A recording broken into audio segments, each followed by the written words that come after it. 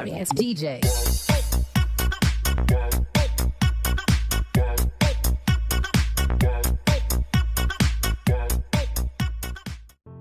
Vino telah menghabiskan waktu berjam-jam duduk di tempat makan langganannya, hanya menatap orang datang dan pergi.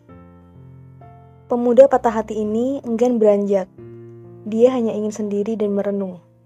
Vino menghela nafas berat saat manik matanya menatap gadis yang telah memorak-porandakan hatinya, melangkah mendekat ke arahnya. Iya, Nara datang, mencoba bicara pada Vino. Setelah Chelsea gagal memberi pengertian pada pemuda itu. "Kau di sini?" sapa Nara mengulas senyum lembut. Namun pemuda ini hanya membalasnya dengan tatapan dingin. Gadis berkacamata ini kemudian duduk di kursi berhadapan dengan Vino. "Mas Joko, yang biasa, sama kerupuk pangsit 5 mangkok." Teriak Nara ke arah lelaki yang sedang meracik menu.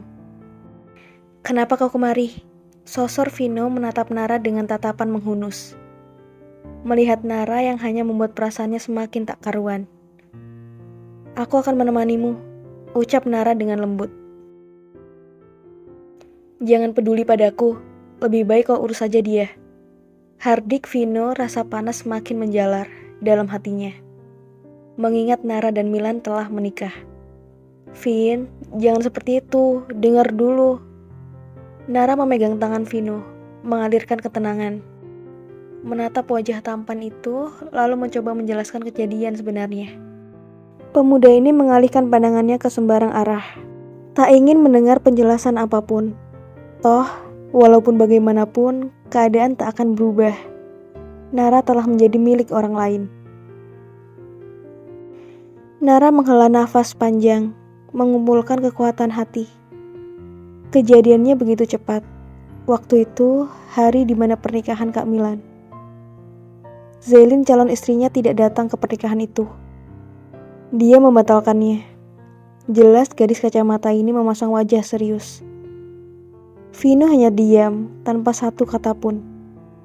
Walau sebenarnya, dia terkejut mendengar penjelasan Nara. "Kau tahu kan, si keluarga dari terpandang. Mereka akan menanggung malu jika pernikahan itu sampai batal. Karena itulah, si memintaku untuk menggantikan Zelin." Ibunya sampai jatuh pingsan. "Aku tidak tega, Vin," ungkap Nara. "Jadi, kau hanya menjadi pengantin pengganti?"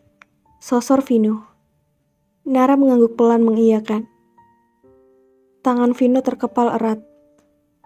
"Mengapa kalian tidak mengatakan ini padaku? Aku sangat kecewa pada kalian. Sejak dulu, kita selalu berbagi apapun. Tapi kenapa kalian menyembunyikan rahasia sebesar ini?" Hardik Vino. Manik matanya masih menyala marah. Gadis berkacamata ini memasang wajah sendu. Untuk pertama kalinya, ia melihat Vino marah padanya. "Maaf." Hanya satu kata yang bisa Nara ucapkan, dengan kepala tertunduk dalam. Seorang lelaki melangkah mengantarkan pesanan Nara. Sesaat, keheningan tercipta di antara mereka berdua. "Hentikan semuanya," ucap Vino dengan tegas. Nara mengangkat pandangannya, menatap Vino yang seakan menghakiminya. "Vin, tak semudah itu," balas Nara terdengar lirih. Vino mendengus, memutar bola mata malas. "Kenapa?" "Pernikahanmu hanya penuh kepura-puraan, bukan sungguhan. Kau telah menolongnya dari rasa malu. Sekarang, semua telah selesai. Akhiri pernikahan kalian." Tekan pemuda ini. Nara tertegun seketika, membisu. Benar kata Vino, urusannya bersama Milan telah selesai. Jadi untuk apa dia bertahan? Akan tetapi, mengakhiri pernikahan ini, dada Nara terasa teremas kuat. Entah mengapa, ada perasaan tak rela menjalar di relung hatinya. "Aku tidak bisa, Vin," tolak Nara pelan. Di lubuk hati terdalam, dia ingin bertahan bersama Milan. Padahal, ia juga tidak tahu apa pernikahan ini akan bertahan selamanya. Vino termangu kembali. Nara menolak kata-katanya. Dan itu tidak pernah terjadi. Aliran darah Vino seakan terhenti. Mungkin kan? Pemuda ini melayangkan tatapan tajam. Kau mulai mencintainya, tuding Vino memastikan. Nara tertunduk diam meremat ujung baju yang ia kenakan. Irama jantungnya terpompa cepat. Entah bagaimana perasaannya saat ini pada Milan. Perhatian Milan akhir-akhir ini padanya membuatnya merasa nyaman. Dan jantungnya selalu berdebar kencang jika bersama dengan pemuda galak itu. Dia tidak tahu apakah ia mencintai Milan. Diamnya Nara membuat Vino telah tahu jawabannya. Mereka telah bersahabat bertahun-tahun. Vino bisa membaca perasaan Nara. Hatinya semakin berdenyut perih. Gadis yang ia cintai telah memberikan hatinya pada pemuda itu. Semakin kacau saja perasaannya. Keheningan menguasai. Keduanya diam, sama-sama termenung, dengan pikiran masing-masing. Cukup lama mereka terdiam. Vin, jangan marah lagi. Maafkan aku dan Si. Mohon Nara dengan nada terendah, terdengar mengibah. Kau bahagia dengannya? Tanya Vino memasang wajah dingin. Vin, protes Nara. Apa kau ingin bersamanya? Tanya Vino lagi. Nara terdiam sejenak, kemudian mengangguk pelan. Vino mengalihkan pandangannya, dadanya semakin bergemuruh. Pemuda ini pun bangkit dari duduknya. Melihat itu, Nara pun dengan cepat berdiri, menghalau Vino dengan tubuh mungilnya. Vino, tahan Nara. Pemuda ini menghela nafas berat, menatap Nara lekat yang matanya mulai berkaca-kaca menahan tangis. Sungguh, Vino tak sanggup melihat Nara menahan kesedihannya. Tangan Vino terulur, mencakup wajah perempuan yang ia cintai. Pandangan mereka bertemu. Oh, perasaan Vino semakin dalam. Baiklah, jika bersamanya membuatmu bahagia, aku akan mencoba merelakanmu. Ucap Vino dengan perasaan berkecambuk. Nara memegang tangan Vino yang berada di pipinya. Vin, lirih Nara, tanpa terasa setitik air mata haru itu menetes, membasahi pipi mulusnya. Nara melihat Vino benar-benar sangat mencintainya. Inilah cinta sebenarnya. Merelakan orang yang dia cintai, demi kebahagiaannya. Beri aku waktu untuk menerima ini semua, ucap Vino hanya dibalas Nara dengan isakan. Tapi ingat, jika dia menyakitimu, aku akan menghajarnya. Tambah Vino. Nara mengangguk cepat sembari terisak. Saat dia menyia-nyiakan dan tidak menghargaimu, berjanjilah, kau harus datang kepadaku.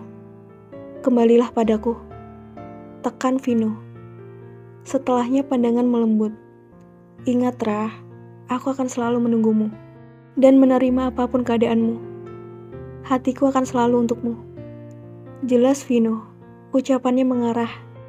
Jika kelak Nara berpisah, ia siap menerima cintanya ini kembali. Dada Nara terasa sesak. Beruntungnya dia dicintai pemuda ini. Namun dia tidak berdaya untuk membalasnya. Hanya kecewa yang ia berikan. Nara tak bisa berkata-kata. Air matanya tak berhenti mengalir semakin deras. Ia hanya mengangguk pelan. Setelahnya, Vino melangkah kaki pergi meninggalkan Nara. Cahaya keemasan menghiasi langit senja. Di gedung perkantoran Maxcall, di ruang presdir, terlihat Milan fokus menatap layar komputernya, sedang memeriksa banyak laporan. Di hadapan pemuda itu, tersusun berkas-berkas bertumpuk, menunggu giliran untuk terjamah. Sudah seharian ia bekerja. Hari ini sungguh sangat sibuk dan melelahkan. Pintu ruangan terbuka. Kai melangkah masuk membawa beberapa map laporan.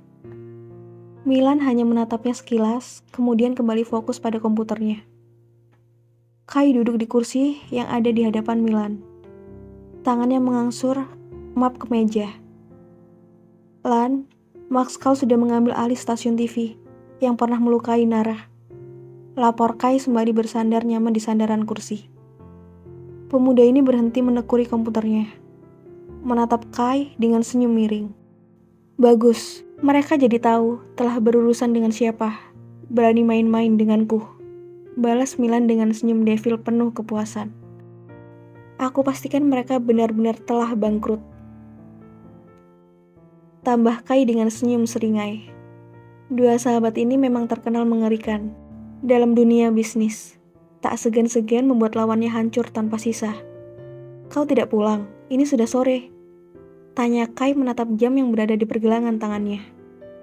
Milan menghela nafas berat. Kau tidak lihat laporan sebanyak ini? Ketus Milan menunjuk berkas yang bertumpuk. Kai lalu menegakkan tubuhnya mencoba bicara serius.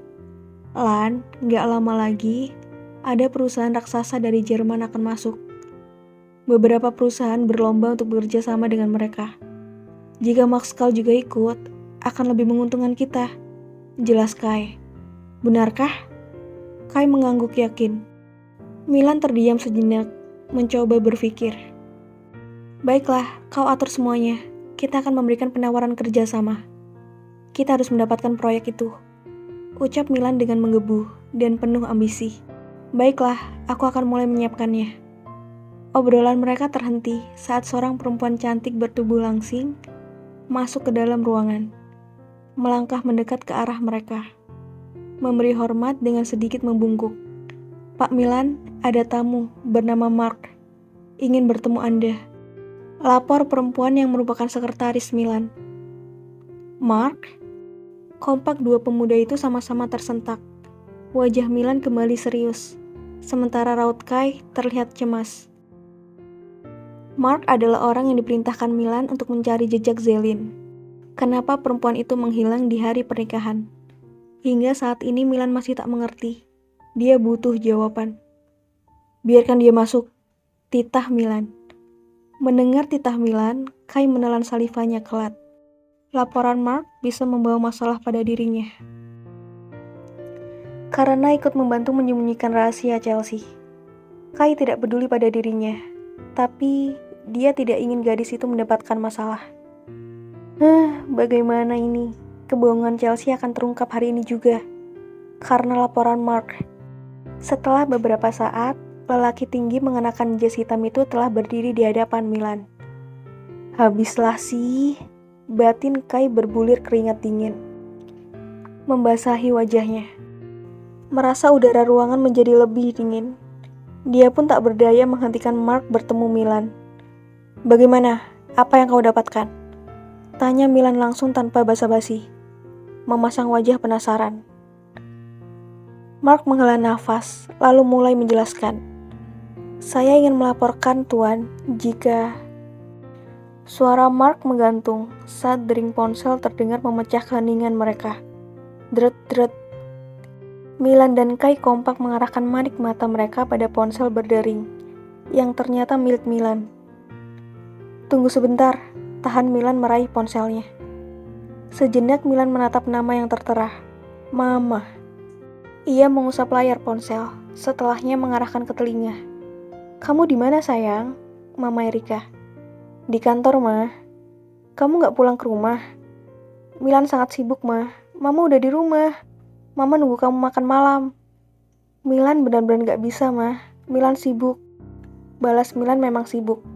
Apalagi ada ia penasaran dengan laporan Mark. Mama udah kasih kejutan pulang cepat. Katanya kangen sama Mama. Milan terdiam sejenak. Kangen? Kata itu membuat pemuda ini terkenang. Jika beberapa hari yang lalu ia minta mamanya pulang dengan alasan kangen untuk bertemu Nara. Mata Milan membulat seketika. Mama udah di rumah? Sentak Milan. Ya iyalah Lan, Nara juga ada di rumah mah. Tanya Milan dengan tak sabar. Ya tentu aja mantu mama ada. Dia lagi sama Chelsea. Lihat oleh-oleh yang mama bawa. Mendengar itu, senyum lebar terbit di wajah Milan. Seketika di dada bak ada jutaan kupu-kupu menggelitik. Dia pulang. Batin Milan irama jantungnya menjadi menggila. Milan pulang sekarang, Mah. Putus Milan mengakhiri panggilan. Pemuda ini seketika bangun dari duduknya, meraih jas yang menempel di sandaran kursi, lalu memakainya.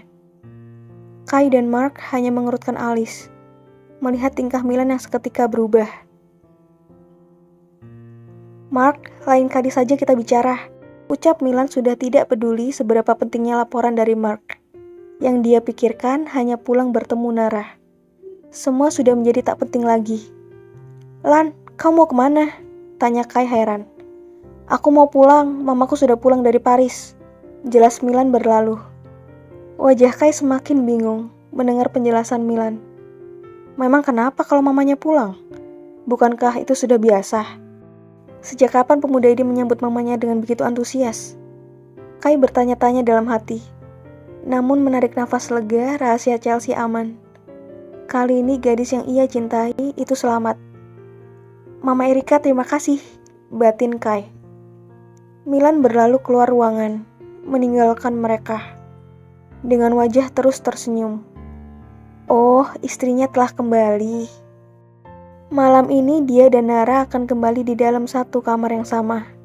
Bayangan malam panjang syahdu, nan indah memadu kasih bersama istrinya mulai terbayang-bayang. Dia sudah tak sabar untuk sampai di rumah dan bertemu dengan istrinya. Ia tidak akan menyia-nyiakan kesempatan ini.